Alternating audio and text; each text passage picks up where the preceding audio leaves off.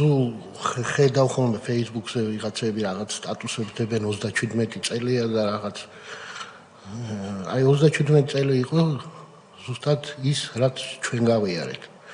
როდესაც ღამის 3 საათზე შემოვარდნენ სახლში ცრუ ბრალდებით სრულიად უდანაშაულო ადამიანები დაგვიჭირეს.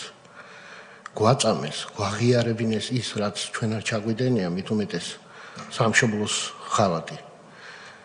დაგვემუხდნენ მე შემდგომში, რომ აი ეს მოკლედ რო ვთქვა და დღევანდელ დღეს ახლა ჩემი როგორც ერთი რიგითი მოქალაქის ყოველთვის მადლიერი ვარ.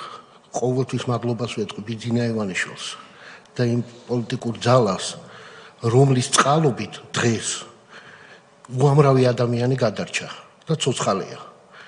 ნაციონალური მოძრაობა რო ყოფილიყო სათავეში დღემდე მოსულიყო, ხო?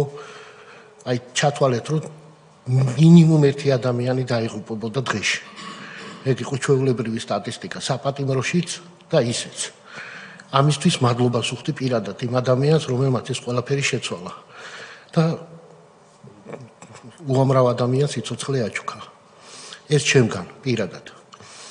რაც შეეხება ჩვენ ამბავს, ეხლა მე დავიწყებ 26 მაისიდან თქვენ ხედავთ ფოტოებს.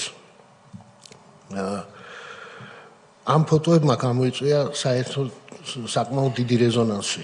იმიტომ რომ ეს არ იყო მიტინგის დაშლა, დარბევა და რამე, ეს იყო განადგურება საკუთარი ადამიანების.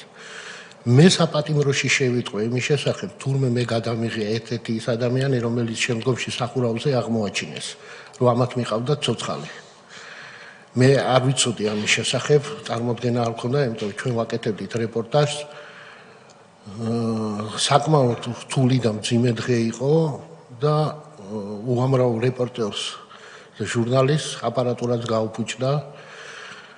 ყველაზე მთავარი ის იყო 26 მაისს არა მარტო მომიტინგეებს, არამედ ჟურნალისტებს ცემდნენ უმოწყალოდ, ესროდნენ უამრავი მაგალითები ამისი. ასავალ-დასავალი ჟურნალისტები იყვნენ, რომელიც ნაცემი იყო, სხვადასხვა რეპორტერები. მეორე დღეს აღლუმი როდესაც ჩატარდა 26 მაისს, უამრავი ადამიანი იყო ჟურნალისტი ესწრებოდა ის, რომელიც წინაღამეს ნაცემი იყო ან ეგრეთ წოდებული რეზინის ტყვიებით დაწყლებული.